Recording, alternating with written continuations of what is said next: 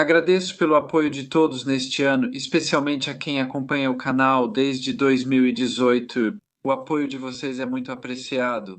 Um agradecimento especial a todos os meus maravilhosos membros do canal, cujos nomes aparecem aqui.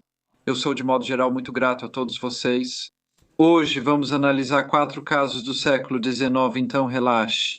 Sobre o caso 1, vamos ao país de Gales. Mary Prout nasceu em 12 de janeiro de 1843 em Amroth, uma pequena vila localizada no condado de Pembrokeshire, na parte sudoeste do país de Gales. Era um lugar idílico, conhecido por suas paisagens pitorescas, belas praias de areia e trilhas costeiras. No entanto, embora Amroth fosse um lugar bonito, a vida para os pobres em meados do século XIX era difícil. A paisagem cênica ocultava as duras realidades vividas por muitos habitantes. A indústria da pesca, principal fonte de sustento, era imprevisível e muitas vezes perigosa. Trabalhadores rurais enfrentavam jornadas longas, baixos salários e difícil acesso a mercados e remédios. Mulheres, especialmente, tinham vida difícil, muitas vezes limitadas a trabalhos domésticos mal pagos em casas de famílias ricas. Seus dias eram preenchidos com tarefas árduas, como cozinhar, limpar e cuidar das crianças, restando pouco tempo para si mesmas.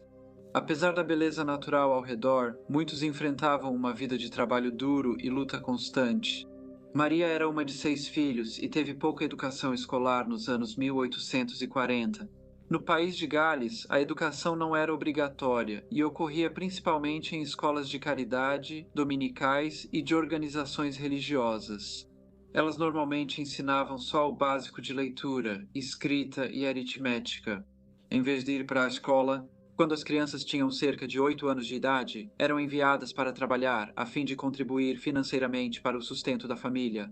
Mary trabalhou como empregada doméstica e, segundo relatos, tornou-se uma jovem educada e trabalhadora. Porém, em 1863, ela descobriu estar grávida. No país de Gales dos anos 1860, uma jovem empregada doméstica grávida e solteira enfrentava mais que apenas o infortúnio pessoal.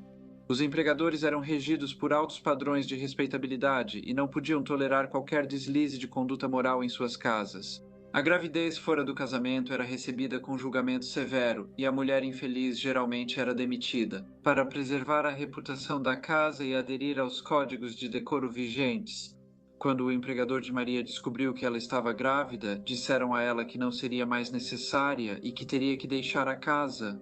Enquanto a maioria das mulheres solteiras recorreria à família em tempos tão difíceis, Maria se viu incapaz de fazer isso. A mãe dela faleceu 2 anos antes e o pai, ao se casar de novo, afastou-se dela. Nem ele, nem sua nova esposa estavam dispostos a trazer para casa a vergonha de uma filha grávida e solteira. Sem ter para onde ir, ela foi forçada a buscar refúgio na casa de trabalho. Com apenas 21 anos, ela enfrentava as duras realidades da vida institucional.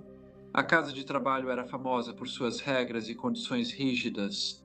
Mas agora esse seria seu novo e implacável ambiente, enquanto ela enfrentava os desafios tanto de sua recente demissão quanto da maternidade iminente. Em 9 de abril de 1864, 2 meses após chegar à casa de trabalho de Narberth, Mary deu à luz Rhoda, em homenagem à irmã falecida meses antes. Embora a vida na casa de trabalho estivesse longe de ser fácil, Mary se adaptou às suas duras circunstâncias com uma resiliência notável. Ela era considerada uma interna obediente e descrita como educada e ordeira. Ela era grata pelo abrigo e cuidados básicos que a casa de trabalho dava a ela e ao bebê. No entanto, sua situação mudou repentinamente em meados de maio, quando o Conselho de Guardiões descobriu que ela tinha uma avó, uma senhora viúva chamada Dona Annie Prout, que poderia potencialmente lhe oferecer um lugar para morar. Disseram a Maria que ela deveria partir. Isso se devia aos regulamentos rigorosos da instituição, que tinham como objetivo reduzir custos transferindo a responsabilidade dos cuidados para os familiares sempre que possível. Isso geralmente envolvia remover internos menos vulneráveis para dar lugar aos mais necessitados. Mary não queria trazer a vergonha de ter um bebê fora do casamento para a casa de sua avó, mas sabia que teria que deixar a casa de trabalho. Então, na sexta-feira, 20 de maio, ela partiu a pé, em direção a Summerhill, um conjunto de casas próximo ao noroeste de Amroth. Ela partiu no final da tarde, esperando chegar à casa da avó. Ao anoitecer, ela levava seu bebê e precisava caminhar cerca de 11 quilômetros. Não era apenas o cansaço físico da viagem que a preocupava, mas também a ansiedade sobre a recepção que teria ao voltar para a aldeia. Por volta das 20 horas, a caminho de Colby e da igreja de Amroth, Mary encontrou a Sra. Hannah Davis e sua filha. Mary as reconheceu e a Sra. Davis parou para admirar o bebê. Após os cumprimentos, a Sra. Davis seguiu, mas sua filha ficou alguns instantes conversando com Mary. Elas conversaram brevemente sobre a caminhada desde Narberth, o que deu a Mary um pouco de tempo para descansar as pernas antes de ir para a casa de sua avó. Mary passou na casa de Susan Ebsworth, uma parente que oferecia serviços de enfermagem para crianças. Ela enfim bateu na porta da avó. Dona Anne Pruitt abriu e cumprimentou a neta. Ela percebeu que Mary estava pálida, fraca e cansada. Suas roupas desalinhadas e olhos cansados mostravam sua árdua jornada. No entanto, Mary havia chegado sozinha, seu bebê não estava com ela. Com uma mistura de preocupação e confusão, a avó de Mary rapidamente a conduziu para dentro e perguntou ansiosamente sobre o destino de sua filhinha, à beira de desabar. Mary lutou para encontrar as palavras para explicar, seu coração pesado e as lágrimas brotando em seus olhos com grande dificuldade. Ela contou à avó que o bebê havia morrido. Quando a Sra. Pruitt perguntou quando isso ocorreu, Mary disse que o bebê morreu na terça-feira anterior e que não havia desde então. Mary também mencionou que o funeral aconteceria no dia seguinte. A Sra. Pruitt olhou a neta e, mesmo abalada e triste, disse: "Não chore, Mary. Ajoelhe-se e agradeça a Deus por tê-la levado." Já era tarde, então Mary e sua avó foram dormir. No dia seguinte, Mary se levantou cedo, tomou café da manhã e anunciou que visitaria sua irmã na aldeia vizinha. No entanto, ao caminhar por Amroth, as pessoas notaram que Mary não estava com seu bebê. Havia muitos boatos locais quando Mary se viu na infeliz situação de estar grávida e solteira. Apesar da pressão da família, ela recusou-se a revelar o nome do pai. Agora, a ausência do bebê dela levantava ainda mais perguntas. A Sra. Davis já havia contado a alguns moradores que viu Maria e sua filha indo para a casa da avó no dia anterior. Isso só aumentou o mistério sobre o paradeiro da criança. Na noite de domingo, 22 de maio, o policial Peter Royal recebeu a informação de que o bebê de Maria Pruitt não havia sido visto desde então. A Sra. Hannah Davis encontrou Maria e sua filha no caminho da estrada principal para Colby e a igreja de Amroth. Na sexta-feira anterior, o policial decidiu investigar a área para ver o que poderia encontrar. Acompanhados por dois mineiros chamados William Davis e João Davis, eles procuraram pelos campos e cercas vivas, mas não encontraram nada. Como havia várias minas de carvão próximas, eles foram até a mais próxima, em Killernow, perto de onde a Sra. Davis vira Maria 2 dias antes. Os dois mineiros desceram e minutos depois William Davis surgiu, carregando o corpo sem vida de uma bebê. Chocados, os três homens pararam, sentindo o peso da descoberta. Eles se olharam, tentando assimilar a gravidade da situação quando recuperaram a compostura. Levaram o corpo à delegacia e avisaram o oficial comandante. Na manhã seguinte, às 4 horas, Thomas Kelly, o superintendente de Pembrokeshire, chegou à casa da Sra. Anne Pruitt e acusou sua neta, Srta. Mary Pruitt, de assassinato. Uma investigação foi aberta em 24 de maio em Saundersfoot, vilarejo a cerca de 6 milhas de Amroth. Ela foi realizada diante do Sr. W.V. James. As testemunhas eram Hannah Davis, sua filha, o policial Royal e William Davis, que encontraram o corpo. O superintendente de Pembrokeshire, Thomas Kelly, disse ao inquérito que ao prender a Srta. Pruitt, ela ficou quieta e não falou. Mas depois ela disse: "Vou contar a verdade, mesmo que me enforquem. Eu joguei lá dentro e corri um pouco para longe, depois voltei e vi que não havia barulho." Ele disse que a confissão foi voluntária. O médico responsável pela autópsia, Dr. Thomas Henry Nilsson, afirmou na investigação que, em sua opinião, o bebê faleceu por fratura no crânio. Havia também uma fratura na coxa esquerda e descoloração no joelho esquerdo. Mas ele acrescentou que a criança estava bem alimentada, seu estômago estava cheio de leite e seus intestinos e pulmões tinham aparência saudável. Ele continuou dizendo que não viu nada que o fizesse acreditar que a morte havia ocorrido de forma natural. O inquérito considerou Maria Prout culpada de assassinato e ela foi mantida sob custódia aguardando seu julgamento. Na quarta-feira, em 13 de julho de 1864, nas sessões de verão em Haverford-West, cidade do condado de Pembrokeshire, Mary Prout declarou-se inocente da acusação de assassinato premeditado de sua filha. Ela foi representada por Thomas Allen, embora muitas testemunhas fossem as mesmas do inquérito. Desta vez, o Sr. Thomas Allen pôde interrogá-las. Ao interrogar o Dr. Thomas Henry Newsom, Thomas Allen perguntou sobre a presença de red gum no bebê, termo vitoriano para erupção leve no pescoço, geralmente causada por leite de má qualidade. O Dr. Newsom reconheceu que essa condição pode causar irritação e, em casos graves, convulsões. No entanto, ele enfatizou que, ao examinar o corpo, o red gum não parecia muito grave. O Sr. Allen sugeriu que o bebê pode ter tido convulsões e morrido nos braços da mãe. Dominada pela dor e pelo pânico, Mary poderia então ter jogado a criança na fossa. O Sr. Allen perguntou ao Sr. Newsom se ele já conhecia a Ré. O médico confirmou que sim e disse que ela sempre foi de boa índole. O Sr. Allen perguntou ao médico se ele já pensou que ela tinha problemas mentais. O médico disse que não. Várias testemunhas atestaram o bom caráter de Maria. Martha Williams, a matrona do asilo, a descreveu como muito educada e honesta. Tomás, que demonstrou muita bondade com Maria no asilo e lhe deu um gorro para sua filhinha, pois achava que o bebê não estava se desenvolvendo bem, confirmou que Maria era atenciosa com sua filha e parecia gostar muito dela. Na verdade, foi dito que, quando Maria foi informada de que deveria deixar o asilo, ela pediu algumas horas de folga de suas tarefas para poder ir à casa de sua avó e pegar roupas para o bebê. A defesa sugeriu que essa atitude mostrava a intenção de Maria de cuidar de sua filha e não indicava um motivo para prejudicar sua avó. Senhora Anna Prout foi chamada ao banco das testemunhas. Ela relatou ao tribunal que Maria sempre cuidou do bebê, mas destacou um histórico familiar de doença mental.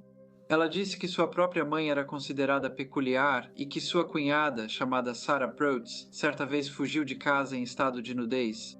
Ela disse que, ao ser escoltada de volta, Sarah ainda não usava roupa. A avó continuou falando sobre suas tias, Maria e Betty, que ambas apresentavam comportamentos estranhos e muitas vezes precisavam ter as mãos amarradas para evitar que se machucassem.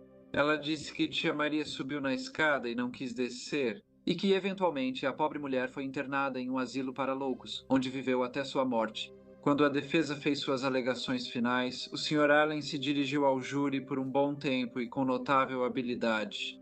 Ele destacou 3 pontos para eles. Primeiro, a criança saiu viva da casa de trabalho. Em segundo, a criança chegou viva a Pittsmouth. E em terceiro, se eles consideraram isso, a prisioneira jogou a criança no poço e admitiu o ato. Ela estava em seu juízo perfeito naquele momento. Ele elaborou esses pontos extensivamente, com o objetivo de destacar que Mary teria direito a qualquer benefício da dúvida. O juiz resumiu as evidências antes do júri se retirar após uma hora de deliberação.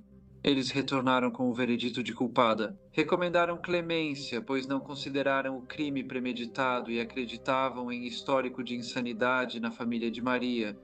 Apesar da recomendação de clemência do júri, a senhorita Maria Prout foi condenada à forca. A sentença foi apelada e uma petição foi iniciada pela comunidade local, que rapidamente reuniu o apoio de mais de 1000 pessoas.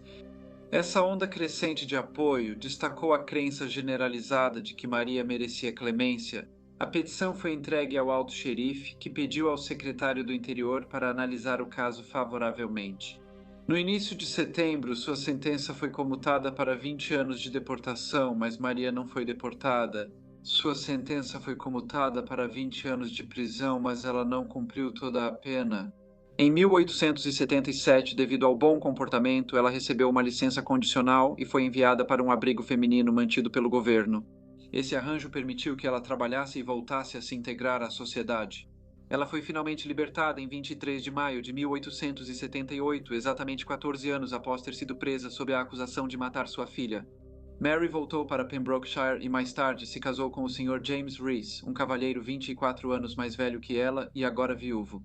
Após a morte da esposa, 6 anos antes, especulou-se que ele poderia ser pai do filho ilegítimo de Mary.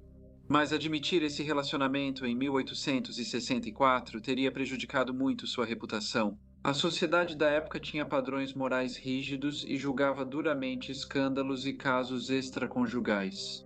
Eles tiveram 2 filhos que cresceram e foram morar em Londres. Após a morte de Jaime Rees, Maria ficou viúva e se juntou a eles. Maria Prude faleceu em 1914 aos 71 anos. Após sua morte, seus filhos levaram seu corpo de volta para Amroth, onde ela foi enterrada no mesmo cemitério da igreja local onde sua filha Rhoda fora sepultada 50 anos antes. Para o caso número 2, vamos para o Canadá. Phoebe McWane nasceu em 1847 em uma família modesta que tinha uma pequena fazenda na comunidade unida de Thorndale, no condado de Middlesex, na província de Ontário. No Canadá, ela era a terceira filha, a única filha mulher nascida do Sr. José McWane e sua esposa Maria Ana. Em 1855, a família McWane sofreu uma tragédia. O filho caçula, João, morreu aos 2 anos. Na época, a taxa de mortalidade infantil no Canadá para crianças menores de 5 anos era de 310 mortes por 1.000 nascimentos.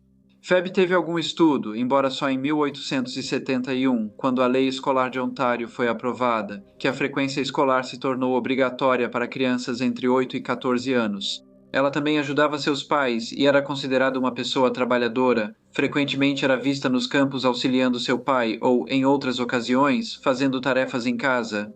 Apesar das dificuldades para uma menina tão jovem, Phoebe era conhecida por sua educação e cortesia, e muitos elogiavam seu caráter. A Ontário dos anos 1860 passou da agricultura de subsistência para métodos mais organizados e comerciais. Isso foi possível graças a redes de transporte aprimoradas, especialmente à expansão das ferrovias, que permitiram aos agricultores acessar mercados maiores e aumentar o comércio de culturas e gado. Avanços tecnológicos como a introdução de ceifadeiras mecânicas e equipamentos de arado aprimorados aumentaram a produtividade e reduziram a intensidade do trabalho. A criação de sociedades agrícolas facilitou a divulgação do conhecimento por publicações e feiras, promovendo o compartilhamento de práticas inovadoras. Esta década crucial lançou as bases para a prosperidade agrária de Ontário, resultando em um período de notável expansão e avanço na indústria agrícola da província. Aos 20 anos, Phoebe se casou com George Campbell, um jovem trabalhador e sincero criado em uma fazenda vizinha. Ele tinha 8 anos a mais que ela e se casou com Phoebe contra o conselho do pai. Os McWanes tinham uma reputação nada invejável, e a família de George não ficou satisfeita por ele estar se casando com a única filha do senhor e da senhora McWane. George ignorou o conselho de sua família. Após o casamento, o casal se mudou para uma casa de fazenda simples perto de Thorndale e começou a construir uma vida juntos. Durante essa época, as comunidades rurais em Ontário eram muito unidas e a vida diária geralmente girava em torno da agricultura e da família. Reuniões comunitárias, eventos locais e serviços religiosos eram fundamentais para manter as conexões sociais e contribuíam para o tecido da vida social de Thorndale, ajudando a construir e sustentar as comunidades. No verão, Phoebe e George trabalhavam duro. Os dias eram longos e geralmente com sol forte.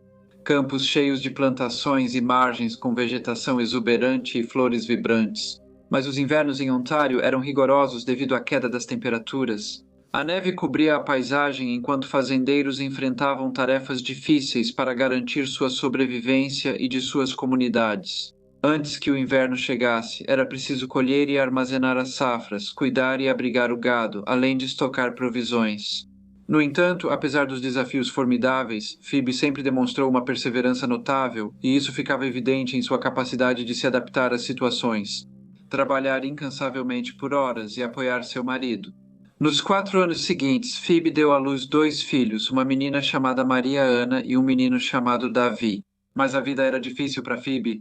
Ela tinha que cuidar dos filhos, além das tarefas incessantes de cozinhar, limpar e cuidar da casa, enquanto apoiava o trabalho do marido. Mas ela raramente reclamava e, para quem os conhecia, parecia que ela demonstrava uma dedicação inabalável à família, especialmente quando as coisas não iam bem.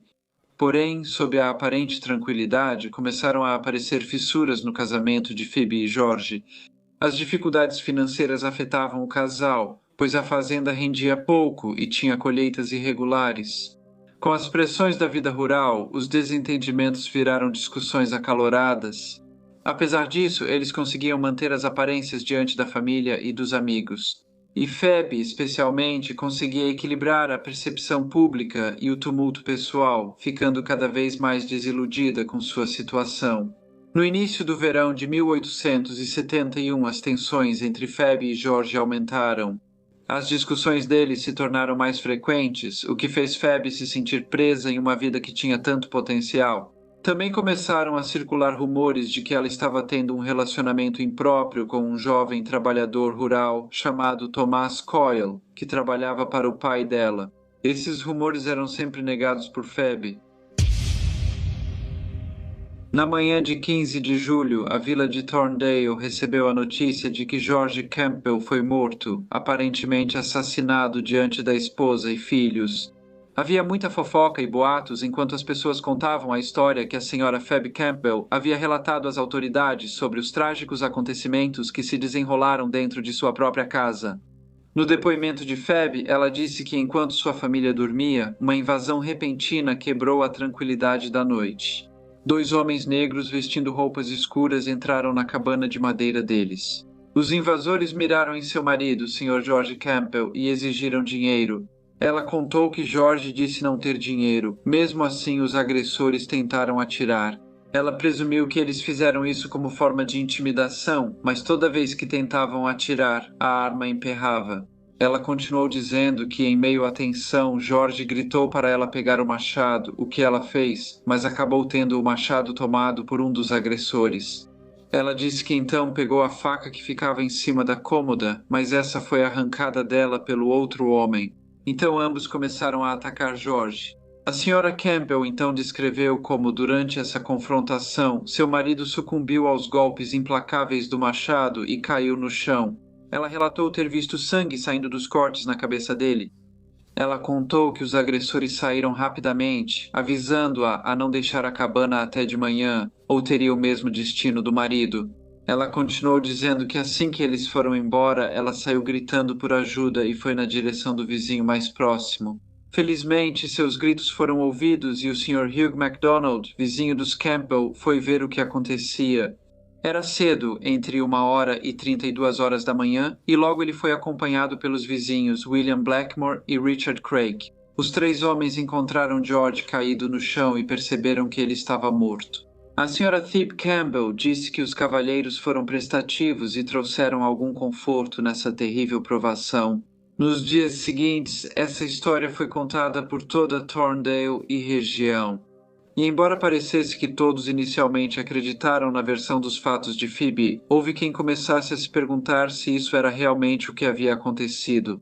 Os 2 homens negros que ela afirmou terem matado seu marido desapareceram e as autoridades não conseguiram encontrar testemunhas que pudessem dizer que os viram nos dias anteriores ou posteriores ao assassinato. Embora no início parecesse um caso de assassinato simples, agora começava a parecer mais complexo. Também foi notado que durante o funeral de George, uma sensação perturbadora de distanciamento parecia envolver Phoebe. A ausência de uma resposta emocional visível chamou a atenção e foi um dos principais assuntos de conversa entre os presentes. Foi uma das parentes de George, a senhorita Annie Campbell, quem forneceu às autoridades a pista sobre esse comportamento intrigante, embora ela tenha reconhecido breves momentos de tristeza. Annie percebeu que Phoebe não parecia tão abalada quanto se poderia imaginar, considerando o ataque fatal ao seu marido que aconteceu bem na frente dela e de seus filhos. Uma senhora chamada Mary Freed também contou à polícia que viu Phoebe se encontrando com Thomas Coyle em um campo perto da cabana de madeira na noite após o assassinato. Isso chamou a atenção das pessoas, especialmente porque já havia rumores de que os 2 poderiam estar mantendo um relacionamento impróprio. O mais confuso desse trágico evento era porque Phoebe ficou indefesa durante o ataque violento ao marido. O fato de ela não ter interferido, buscado ajuda ou dado o alarme durante o ataque deixou muitos na comunidade confusos e um tanto desconfortáveis. Em meio a esse clima de incerteza, a história de Phoebe passou por uma mudança significativa. O que antes era uma simples recontagem dos acontecimentos agora estava mergulhado em dúvidas e especulações. A comunidade se viu lidando com uma quantidade enorme de incertezas. A mistura de realidade e detalhes inventados era como fios diferentes em um quebra-cabeça que criaram um mistério cativante. Entre 16 e 22 de julho, autoridades, especialmente Thomas Coyle e Phoebe Campbell, entrevistaram pessoas locais. A investigação do legista foi realizada em 4 de agosto e, durante o inquérito, os jurados se reuniram na cabana dos Campbell. Assim, eles puderam ver o local confinado da agressão. As paredes e o chão pareciam ter sofrido um ataque violento, pois havia manchas de sangue neles. O médico chamado Dr. Moore, que examinou o corpo após o ataque, observou que os ferimentos devem ter sido infligidos por um homem forte. Phoebe era pequena, mas mais forte que muitas mulheres do seu porte. O júri no inquérito concluiu que o Sr. George Campbell havia sido assassinado por 2 pessoas, que eles acreditavam ser o Sr. Thomas Coyle e a esposa de George, Sra. Phoebe Campbell. Phoebe reagiu à acusação levantando-se e gritando: "Eu não me importo, eu sou inocente, eu não me importo." Após isso, a Sra. Phoebe Campbell foi presa e mantida na prisão até o julgamento, que foi marcado para a primavera seguinte. O julgamento começou em 1º de abril de 1872, em Londres, Ontário, e trouxe uma onda de sensacionalismo que tomou conta da comunidade de uma maneira sem precedentes. Enquanto acusação e defesa faziam declarações iniciais, jornalistas anotavam tudo, certos de que o público compraria suas publicações, ansioso pelo drama e intriga que se desenrolavam. Dentro do tribunal, as testemunhas que haviam ido ajudar Phoebe na noite em que seu marido foi assassinado descreveram a cena na cabana de madeira para o tribunal. Descreveram onde estava o corpo de George Campbell e quanto sangue havia no chão e paredes. Phoebe havia feito declarações anteriores à polícia, das quais a maioria ela depois retirou. Ela disse que seu primo, Sr. João McWayne, devia dinheiro ao seu marido. E como George havia pedido que o dinheiro fosse devolvido e o Sr. McWayne não tinha como pagar, ele foi até a cabana de madeira e o assassinou. Não havia nenhuma prova disso e, claro, a acusação foi negada pelo Sr. McWayne. Em uma reviravolta surpreendente, Phoebe decidiu lançar uma sombra sobre o caráter de seu falecido marido. Ela afirmou que ele estava tendo um caso com a esposa de seu primo, uma revelação que causou choque no tribunal. No entanto, a promotoria tinha suas próprias revelações e apresentou uma carta que havia sido escrita pelo réu para o Sr. Thomas Coyle. Na carta era evidente que suas palavras carregavam o peso de suas emoções nas linhas que ela havia escrito. "Nunca mais direi que você fez tal coisa, mesmo que eu tenha que morrer por isso." A atmosfera do tribunal ficou tensa quando essa prova foi revelada durante o julgamento. O comportamento de Phoebe mudou drasticamente ao ser questionada sobre as várias alterações em seu depoimento. Ela entrou estranhamente no reino sobrenatural. Segundo ela, a aparição fantasmagórica de seu falecido marido a visitou, absolvendo tanto ela quanto Tomás Coyle de qualquer culpa. Após essa declaração, ouviu-se um murmúrio na galeria, mas a resposta do promotor refletiu os sentimentos de todos no tribunal. Quando ele disse: "Você não pode esperar que alguém acredite em tamanha bobagem", suas palavras estavam carregadas de ceticismo. O tribunal ficou em silêncio quase todo o julgamento, exceto quando falavam testemunhas, advogados ou o juiz. No entanto, esse silêncio foi quebrado quando o júri chegou ao seu veredito. Após apenas 60 minutos de deliberação, eles retornaram para declarar a ré, Sra. Tabby Campbell, culpada pelo assassinato do marido. Lágrimas escorriam pelo rosto dela enquanto o juiz anunciava seu destino. Ela seria enforcada pelo seu crime. Ela foi levada de volta à prisão, onde depois confessou tudo. Ela admitiu seu envolvimento no assassinato, mas disse que foi Thomas Coyle quem atacou George com o machado. Ela disse que eles decidiram matá-lo porque queriam se casar. Ela continuou dizendo que, na noite fatídica, deixou a porta aberta para que Thomas pudesse entrar na casa e atacar George enquanto ele dormia em sua cama. Mas o ataque não saiu como planejado, pois George acordou e se levantou para se defender.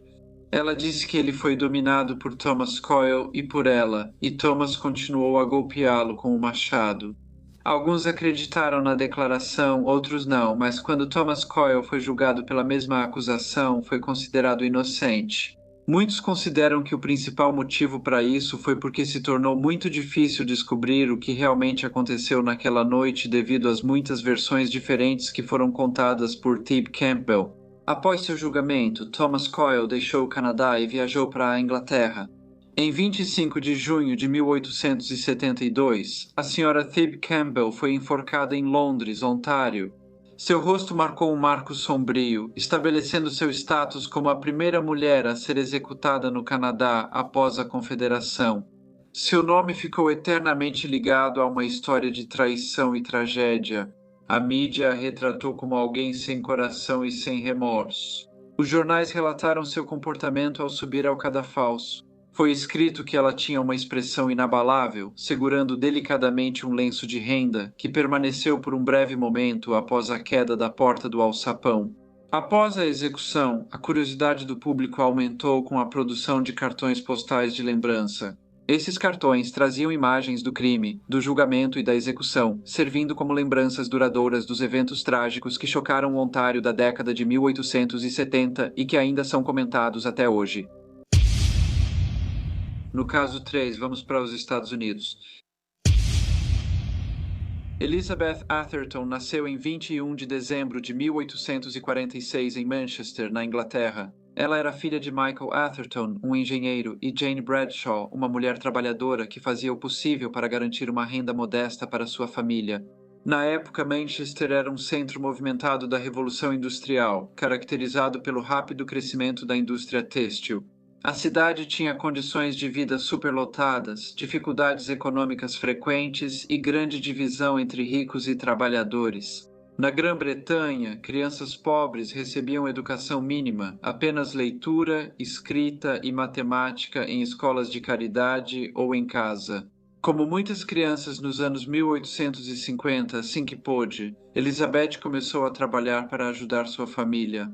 Na adolescência, ela se casou com Josias Potts e logo depois deu à luz uma filha, a quem deram o nome de Alice May. Josias, porém, foi atraído pela promessa de melhores oportunidades econômicas, emprego estável e uma vida mais próspera na América. Decidiu emigrar, junto com sua esposa e filha. Ele embarcou no vapor SS Cidade de Cork, que cruzou o Atlântico e chegou a Nova York em 16 de maio de 1864. Eles se estabeleceram em Wisconsin, onde Elizabeth teve mais 7 filhos nos anos seguintes. Mas a vida nos Estados Unidos não era tão fácil quanto Josias Potts pensava. Após a Guerra Civil, houve rápida industrialização e expansão, mas a década de 1870 foi mais difícil. O Pânico de 1873 desencadeou uma grave depressão econômica que durou anos. A crise financeira levou a falências generalizadas de bancos e a uma queda na construção e na produção.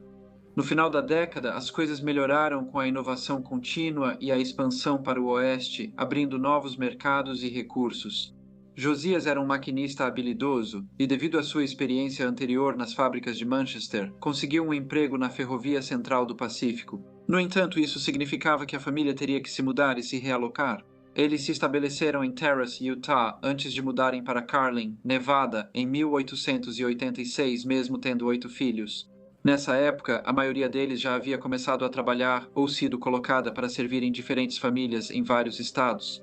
Em Carlin moravam com eles 2 filhos, Chiles, 15 anos, e Edith, 5. Josias trabalhava duro para sustentar sua família. Ele era muito querido na comunidade e visto como bondoso e confiável. Sua esposa, no entanto, tinha fama de ser difícil. Ela frequentemente era irritadiça e exigente, e seu temperamento se exaltava rapidamente.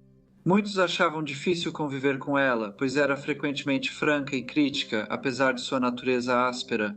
Quem a conhecia sabia de sua vontade forte e determinação feroz. Alguns achavam que seu jeito duro era preciso para se proteger das dificuldades que enfrentavam. Na década de 1880, Elizabeth viajou a São Francisco e decidiu por algum motivo buscar um marido em uma agência matrimonial. Ela foi apresentada a um homem chamado Miles Fawcett. Ele também tinha vindo para os Estados Unidos da América de Manchester e trabalhava como carpinteiro. O Sr. Fawcett se apaixonou por Elizabeth, deu-lhe presentes e logo a pediu em casamento. Ela aceitou e, sem saber, entrou em um casamento bígamo. Logo depois, porém, o Sr. Fawcett descobriu que sua esposa já era casada e tinha um marido que morava em Carlin, Nevada. Arrependida, Elizabeth disse que voltaria para Carlin para ficar com o marido e os filhos. Não querendo perder sua esposa, o Sr. Fawcett a acompanhou e Elizabeth o convidou para se hospedar na casa deles para ajudar a aliviar as preocupações financeiras da família. Nem ela nem o Sr. Fawcett contaram ao Sr. Potts sobre o relacionamento ou o casamento bígamo. Esse arranjo durou alguns meses, até o Sr. Fawcett comprar um rancho a poucos quilômetros de Carlin. Mesmo assim, ele visitava sempre a Sra. Potts, que cozinhava e lavava suas roupas para ele. Essa situação estranha realmente causou alguns comentários entre os vizinhos, muitos dos quais se perguntavam por que a Sra. Potts mantinha uma relação tão próxima com o Sr. Fawcett enquanto ainda morava com o marido. Em 1º de janeiro de 1888, o Sr. Fawcett foi de seu rancho, a alguns quilômetros de Carlin, até a cidade. Ele se encontrou com o amigo J. P. Leinbarger e juntos visitaram o Sr. e a Sra. Potts. A caminho da casa dos Potts, o Sr. Fawcett contou ao Sr. Leinbarger que o casal lhe devia dinheiro. Ele contou que, quando morava com eles, ajudou porque tinham dificuldade para pagar o aluguel. Ele também mencionou que a Sra. Elizabeth Potts estava ansiosa para quitar a dívida para evitar que seu marido, Josiah, descobrisse suas atividades enquanto ela estava na Califórnia. A tarde foi agradável, mas quando anoiteceu e começou a chover, a Sra. Potts convidou o Sr. Fawcett para pernoitar. Ela aconselhou-o a não tentar voltar para seu rancho àquela hora tão tardia. Ele aceitou a oferta dela e logo depois, o Sr. Leinbarger despediu-se e foi para casa. 2 semanas depois, notaram o misterioso desaparecimento do Sr. Miles Fawcett, apesar de alguma suspeita inicial. A natureza transitória de Carlin, uma cidade onde muitos vinham e iam, fazia com que as pessoas frequentemente morassem lá por um tempo e depois partissem de repente, muitas vezes sem avisar a ninguém para onde estavam indo. Mesmo assim, o Sr. Leinbarger procurou a família Potts para perguntar sobre o paradeiro de seu amigo. Eles explicaram que o desentendimento ocorreu após o Sr. Fawcett tentar agredir a filha deles. Ao perceber a gravidade de seus atos, ele foi para o leste e vendeu sua propriedade para eles. A Sra. Potts apresentou uma nota de venda. Sem se convencer da história, o Sr. Leinbarger relatou o caso ao delegado adjunto McIntosh. O delegado visitou o rancho do Sr. Fawcett ao chegar lá. Ele achou a porta aberta, todos os objetos de valor sumiram, mas alguns pertences estavam com o Sr. e a Sra. Potts. Sem evidências de algo incomum, a investigação foi encerrada. Meses depois, no verão de 1888, o Sr. e a Sra. Potts e seus 2 filhos mudaram-se para Rock Springs, Wyoming. Eles confidenciaram aos vizinhos suas esperanças de um novo começo em uma nova cidade. A casa que eles desocuparam foi então alugada para o Sr. George e a Sra. Amelia Brewer. A Sra. Amelia Brewer afirmava ter sensibilidade aguçada para fenômenos espirituais. E enquanto estava na casa desocupada pelo Sr. e pela Sra. Potts, ela começou a relatar aparições e ouvir sons estranhos, especialmente no porão. Ela ficou tão convencida que escreveu sobre isso no Elko Free Press. O artigo dela, publicado em 5 de janeiro de 1889, afirmava que o fantasma em sua casa era mais ativo no porão, onde frequentemente derrubava potes de picles e geralmente causava transtornos. Um tanto intrigado, o marido da Sra. Brewer, George, decidiu descer ao porão para ver se havia realmente algo causando esses acontecimentos estranhos. Ele levou uma barra de ferro para cutucar o chão. O solo estava macio e ele achou que podia ter sido cavado antes. Ele não achou nada suspeito e, após um tempo, desistiu da busca. Mesmo assim, os ruídos continuaram. Uma semana depois, ele voltou ao porão e recomeçou a cavar ali. Após um tempo, ele encontrou algo perturbador. A princípio, ele achou que era um nabo podre, mas ao puxar, percebeu que havia cabelo e o cheiro ficou praticamente insuportável. Ele imediatamente entrou em contato com o delegado George McIntosh, que por sua vez alertou o xerife Barnard, em Elko. O xerife Barnard enviou policiais para investigar exatamente o que ou quem estava debaixo do piso da adega. Eles encontraram algo horrível, restos de um homem brutalmente desmembrado. O crânio estava carbonizado, esmagado e com sinais de morte violenta. As feições tinham sido destruídas pelo fogo e pelo tempo. Sem identificação formal, encontraram uma faca no bolso da calça do homem. Depois confirmou-se que ela era do Sr. Miles Fawcett, visto pela última vez 12 meses antes na casa onde o corpo foi achado, sabendo que naquela época o Sr. Josias e a Sra. Elizabeth Potts moravam lá. O xerife Barnard e o policial Joe Triplett partiram para Wyoming para trazê-los de volta a Nevada. Assim, poderiam ajudar a polícia a investigar a morte do Sr. Fawcett. Durante a longa viagem de volta a Carlin, Josiah Potts começou a falar. O estresse da situação pesava sobre ele e ele acabou confessando os detalhes macabros do ocorrido. Naquele dia fatídico, Josiah admitiu que havia desmembrado e enterrado o corpo do Sr. Fawcett. Ele contou que o Sr. Fawcett se suicidou em sua casa, um evento trágico e chocante que o deixou em pânico. Com medo de ser acusado de assassinato, Josiah afirmou ter decidido, em desespero, se livrar do corpo. Ele disse aos policiais que esperava que, ao se livrar das evidências, pudesse evitar quaisquer consequências legais e proteger sua família de escândalo e suspeitas. Enquanto Josiah recontava os acontecimentos, o xerife Barnard e o policial Triplett ouviam atentamente, anotando cada detalhe. Mas ambos se questionavam se essa era mesmo a versão real do ocorrido. Josiah e Elizabeth Potts foram acusados de assassinato e presos aguardando o julgamento. No dia 12 de março de 1889, o julgamento começou diante do juiz R. R. Bigelow. O tribunal estava tomado por tensão e curiosidade devido à grande expectativa. O clima estava carregado de expectativa, com todos os olhos fixos no andamento do julgamento, esperando para ver como o caso se desenrolaria e quais revelações viriam à tona. O caso da promotoria começou com o Sr. Linebarger subindo ao banco das testemunhas como a primeira testemunha deles. Ele contou os fatos que levaram ao trágico fim de Miles Fawcett, recordando como ambos visitaram a casa do Sr. e da Sra. Potts em 1º de janeiro de 1888. Segundo Linebarger, a Sra. Potts convenceu Fawcett a passar a noite lá. Estava escuro e frio, e o Sr. Fawcett decidiu aceitar a oferta de hospitalidade dela. Ao ser questionado sobre a visita à casa dos Potts naquele dia, o Sr. Linebarger disse que eles deviam ao Sr. Fawcett, que queria cobrar a dívida. A sala do tribunal silenciou quando o Sr. Linebarger revelou que mais cedo naquele dia viu a bolsa do Sr. Fawcett contendo muito dinheiro em ouro. Depois, os Brewers contaram os acontecimentos estranhos em casa e a descoberta de um corpo parcialmente queimado e desmembrado. Na adega, eles relataram os eventos que levaram à descoberta sombria, transmitindo o choque e a incredulidade que dominaram a casa. O delegado McIntosh relatou sua investigação no rancho do falecido, informando ao tribunal que não havia sinais de confusão, mas muitos itens foram removidos. O promotor do distrito, Amor, que representava a acusação, habilmente entrelaçou esses depoimentos. Em menos de 2 dias, ele apresentou um caso convincente contra Josiah e Elizabeth Potts. As provas que ele reuniu indicavam claramente um motivo e uma oportunidade para os réus terem cometido esse crime tão horrível. O filho adolescente do Sr. e da Sra. Potts, Charlie, foi a primeira testemunha de defesa a depor. Ele contou que ouviu as vozes de Ray na noite de 1º de janeiro. Disse que saiu da cama para investigar. Segundo Charlie, ele abriu a porta da cozinha no momento em que Miles Fawcett, abalado pelo que viu, atirou em si mesmo. Ele afirmou que voltou para a cama e que o ocorrido naquela noite nunca foi discutido na família. Em seguida, ao ser questionado se os pais o orientaram a falar isso no tribunal, ele negou.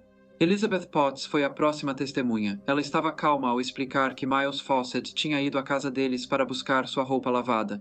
Por ser ano novo, ela convidou o Sr. Fawcett e o Sr. Linebarger para um whisky. Ela contou que todos conversaram e, após alguns drinks, o Sr. Linebarger foi embora.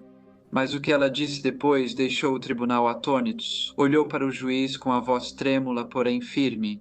Ela disse que o marido procurava um selo postal no baú. Enquanto vasculhava os pertences dela, ele achou uma carta não enviada. Uma carta endereçada ao delegado McIntosh, escrita por ela cerca de 1 ano antes de ele abri-la e ler. Essa carta, no entanto, continha um relato perturbador do verão de 1886 que envolvia Miles Fawcett, que na época estava morando no celeiro deles.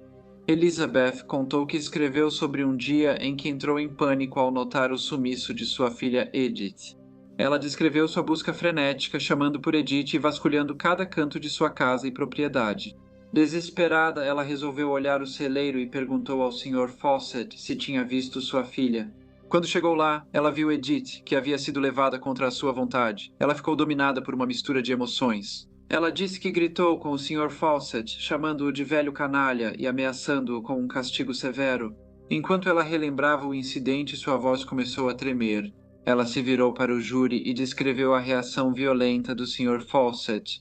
Ela disse que ele a agarrou, começou a enforcá-la e ameaçou matá-la se ela algum dia falasse sobre o incidente. Ela afirmou que, por medo do Sr. Fawcett, às vezes ainda cozinhava e lavava suas roupas. Nunca mais mencionou o ocorrido. Desde então, ela nunca mais deixou Edith fora de vista e sempre foi muito vigilante para protegê-la. A Sra. Potts disse que, quando seu marido encontrou a carta, ele confrontou o Sr. Fawcett e ameaçou linchá-lo. Em uma tentativa desesperada de se salvar, o Sr. Fawcett ofereceu aos Potts tudo o que possuía e prometeu deixar Carlin. Elizabeth redigiu um contrato de venda que o Sr. Fawcett assinou, mas seu marido, Josias, o jogou no chão, declarando que não queria o dinheiro nem a propriedade do Sr. Fawcett. Com a sala do tribunal em silêncio, Elizabeth manteve um tom calmo e sério ao relatar o desfecho chocante do confronto. Ela disse que o Sr. Fawcett pegou um revólver da prateleira, encostou-o no lado esquerdo da cabeça e disse: "Vocês serão culpados por isso." Depois puxou o gatilho.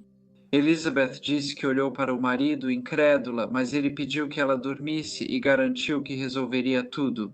Quando Josias subiu ao banco das testemunhas, ele confirmou o relato da esposa e descreveu como. Quando ficou sozinho com o corpo sem vida do Sr. Fawcett, ele lutou contra o medo de ser culpado pela morte dele, então tomou a decisão de escondê-lo.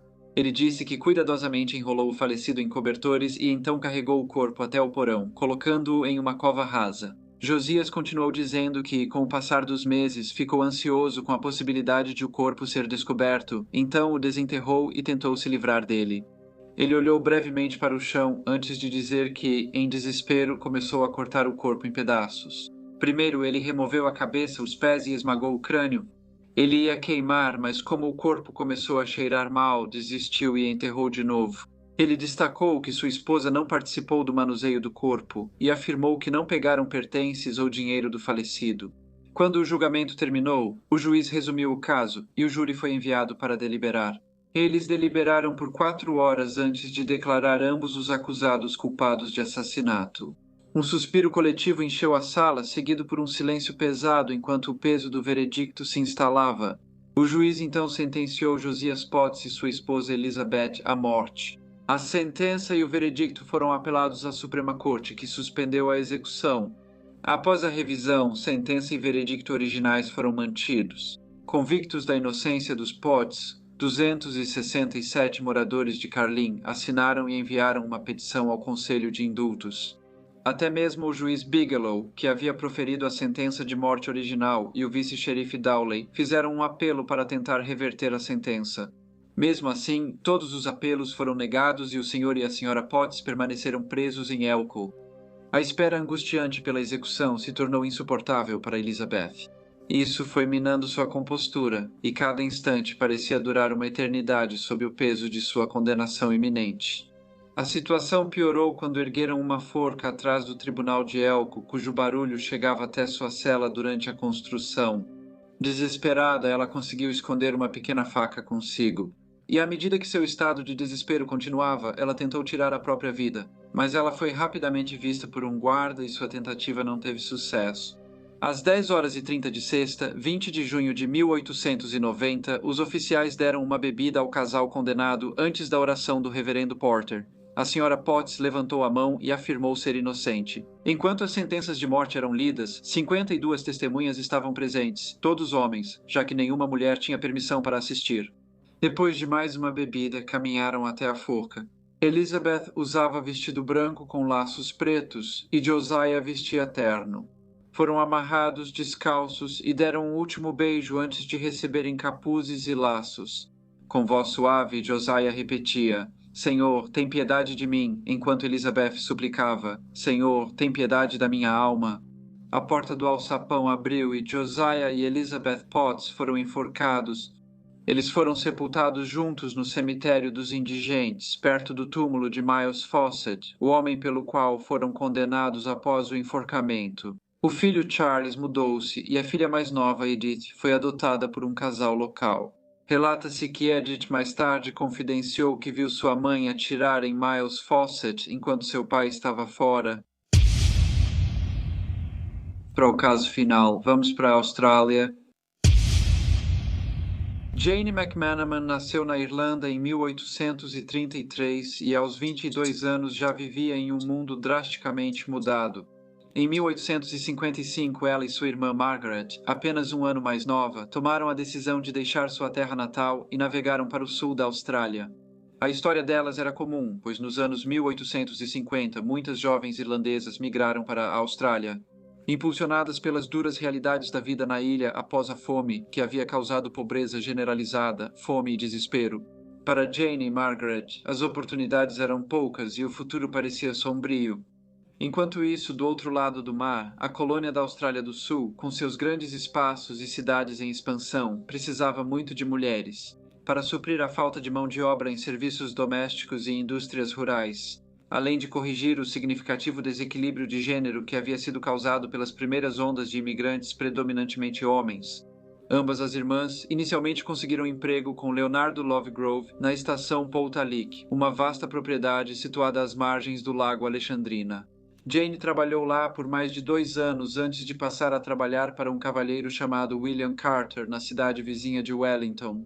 Sr. Carter era chefe dos Correios e responsável pela balsa, tendo papel fundamental na cidade, ponto crucial de travessia entre Adelaide e Melbourne para pessoas, gado e mercadorias.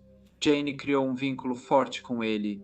Ela confiou a ele suas economias de 50 libras, uma quantia significativa na época, além de alguns de seus pertences pessoais, alguns dos quais tinham grande valor emocional para ela. Jane era conhecida por sua frugalidade e boa administração do dinheiro, algo sempre comentado por quem a conhecia. Em 1857, Jane deixou o emprego com o Sr. Carter e foi trabalhar para a Sra. Catherine Robinson, proprietária da estalagem The Traveller's Rest em Salt Creek, um pequeno povoado no Coorong, a cerca de 106 quilômetros de Wellington.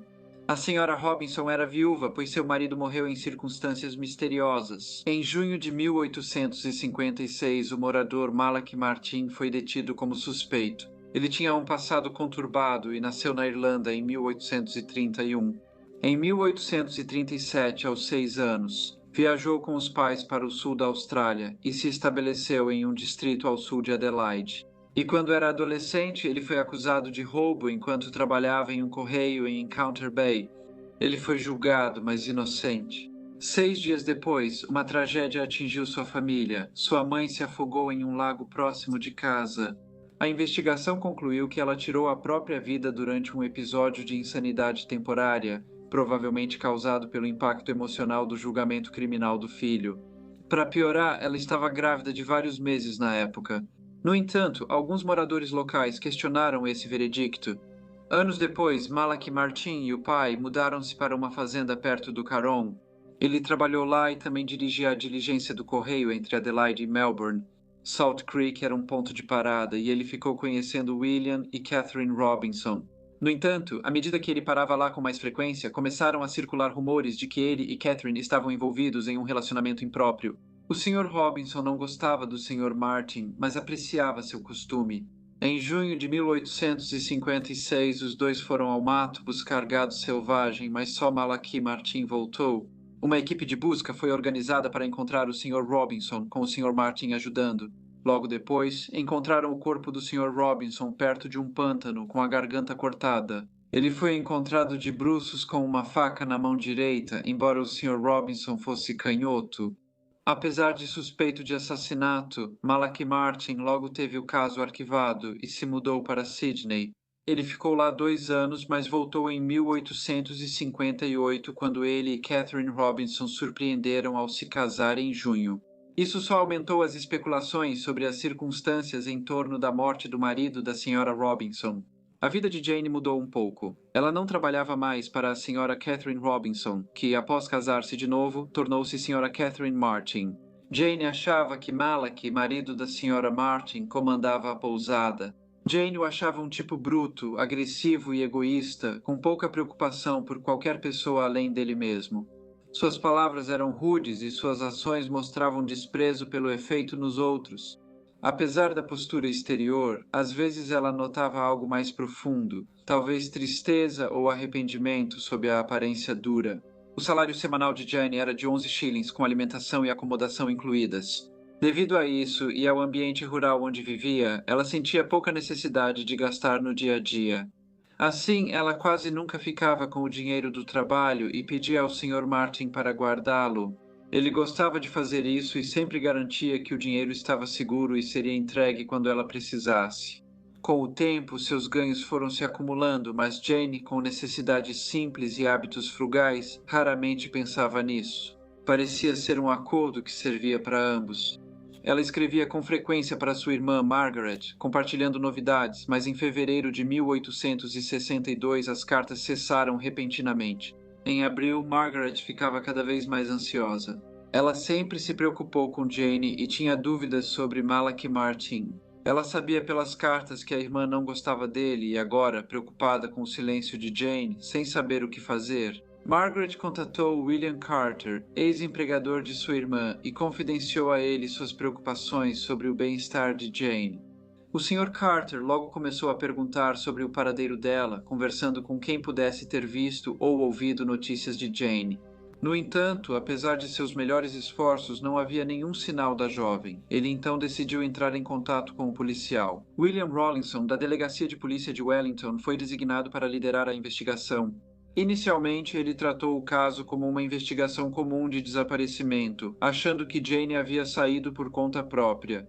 Ele falou com o Sr. Malachi Martin, estalajadeiro, mas ele apenas disse ao Sr. Rawlinson que ela não havia simplesmente desaparecido e que não havia nada de misterioso em sua ausência. Ele disse que em fevereiro amigos de Jane pararam no descanso do viajante a caminho do sul. Ele afirmou que Jane decidiu de última hora juntar-se a eles, pelo menos até Maria Creek, uma parada ao longo do caminho. Ele disse que ela lhe contou que, uma vez lá, planejava continuar a pé até a casa da irmã, que aparentemente ficava ali perto. A história de Malachi Martin, apesar de parecer simples e tranquila, não acalmou a inquietação de William Rawlinson e seus colegas. A linha do tempo do Sr. Martin era vaga e ninguém confirmou ter visto Jane desde então. As amigas que o Sr. Martin mencionou não haviam sido identificadas, e o caminho que ela supostamente fez era longo e isolado. Na verdade, a explicação dele levantou mais perguntas do que respostas. Com o passar das semanas, a polícia ficou cada vez mais convencida de que algo muito mais sinistro havia acontecido. As suspeitas sobre os relatos de Malachi Martin cresceram, levando os policiais a desconfiar que Jane nunca deixou a pousada. Naquele dia, eles deixaram de focar apenas no desaparecimento e passaram a buscar a verdade sombria escondida nas paredes do descanso do viajante. Ao revistar a pousada, encontraram o tricô de Jane na cozinha e um par de sapatos dela no quarto que ocupava. Eles também descobriram que a Sra. Catarina Martin usava 2 anéis identificados como de Jane. No fim de maio, as suspeitas do policial Rawlinson sobre o Sr. Martin aumentaram, levando-o a tomar a medida incomum de colocar um policial disfarçado na pousada. Disfarçado como hóspede. A missão do policial era observar discretamente o Sr. e a Sra. Martin e outros clientes, buscando pistas sobre o que ocorreu com a Srta. Jane McManaman. Apesar dos esforços do policial, um silêncio inquietante cercava o caso. Ninguém mencionava Jane, e buscar informações sempre levava a becos sem saída. Isso só aumentou o mistério sobre o desaparecimento da jovem. Em 29 de maio, Mickey, um australiano nativo, levou notícias alarmantes a William Allen, morador de Woodwells, isolado a 18 quilômetros ao norte de Salt Creek. Mickey contou ao Sr. Allen que uma jovem foi encontrada morta por um conhecido seu. Ele foi escondido e parcialmente enterrado em um buraco de Wombat, cerca de 800 metros do local de descanso dos viajantes. Ao saber da descoberta, o Sr. Allen agiu rápido e enviou uma mensagem urgente à delegacia mais próxima. Um policial montado recebeu a mensagem e repassou-a imediatamente aos superiores na sede da polícia. No entanto, reconhecendo a gravidade da situação, o policial também selou seu cavalo e cavalgou até Wellington, informando pessoalmente o oficial sênior Rawlinson sobre a descoberta. Em breve, A polícia chegou ao local do corpo, exumou-o da cova improvisada e o levou com cuidado para Wood Wells. O inquérito oficial ocorreu em 2 de junho e o corpo foi rapidamente identificado como o da jovem desaparecida, Jane McManaman. William Allen, o primeiro a saber de Mickey, decidiu fazer um caixão para Jane. Ele a enterrou no topo de uma colina, cerca de 200 metros de sua casa. Porém, o procurador da coroa, ciente da gravidade do caso, ordenou a exumação do corpo para um exame mais detalhado. Como foi considerado essencial que um especialista médico qualificado conduzisse uma autópsia completa e estabelecesse a causa exata da morte, o Dr. Goss, um médico respeitado, foi chamado de Adelaide especificamente para esse fim.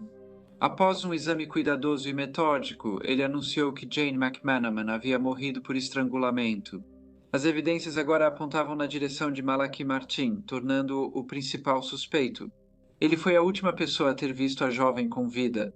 A casa dele ficava perto do local do enterro e sua desculpa de que Jane saiu com amigos nunca foi aceita. O inquérito concluiu que Malachi Martin deveria ser julgado pela acusação de homicídio doloso. O caso chamou a atenção do público e imprensa.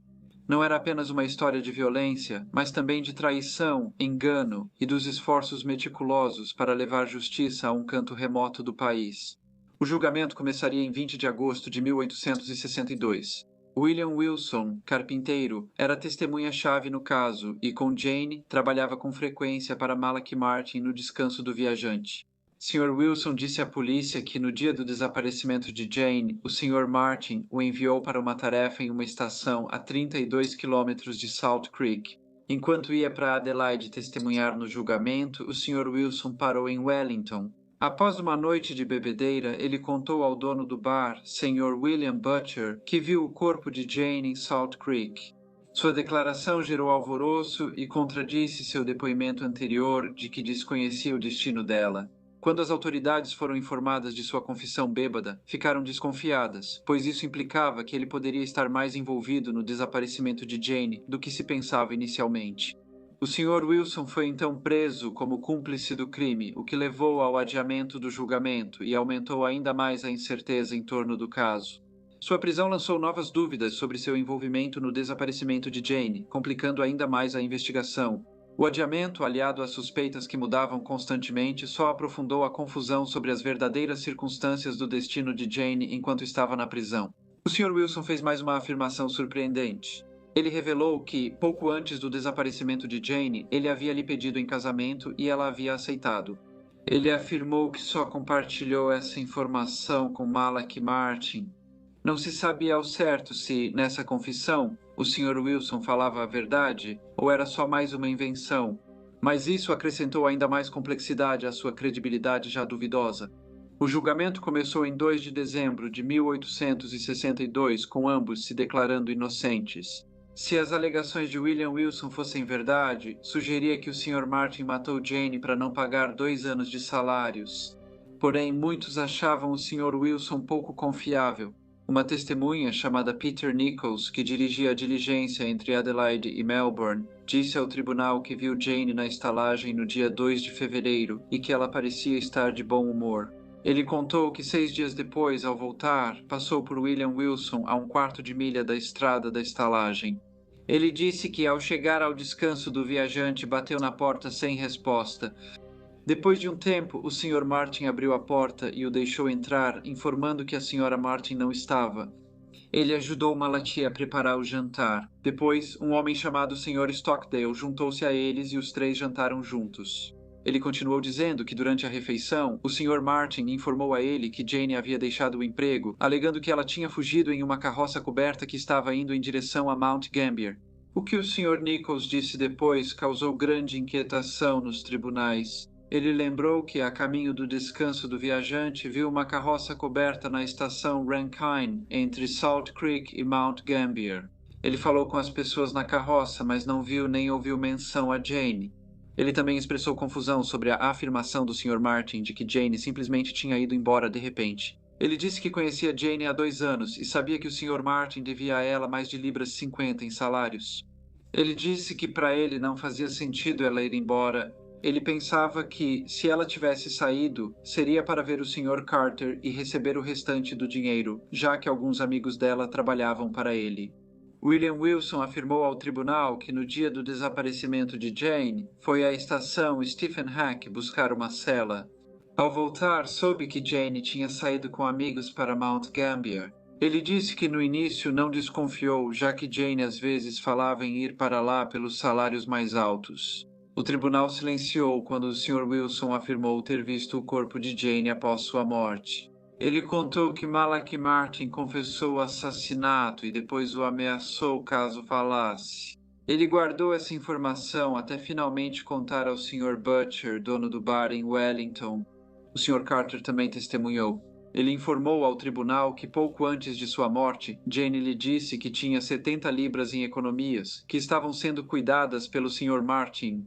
Ele acrescentou que sabia que ela estava pensando em voltar para a Irlanda e queria levar o dinheiro com ela. Malachi Martin optou por não testemunhar e, em vez disso, manteve sua versão de que Jane havia partido impulsivamente com amigos, apesar de ela ter prometido não ir embora antes. Sua esposa Catarina havia voltado. Ao final do julgamento, ele foi considerado culpado pelo assassinato de Jane e condenado à morte. William Wilson foi considerado cúmplice após o fato e condenado a 4 anos de trabalhos forçados. Malachi Martin foi enforcado na prisão de Adelaide em 24 de dezembro de 1862. Antes de sua execução, ele fez apenas uma declaração. Ele afirmou que William Wilson nunca viu o corpo de Jane em Salt Creek e inventou tudo. Após o enforcamento, ele foi enterrado dentro do terreno da prisão, depois que as autoridades realizaram a autópsia no corpo de Jane.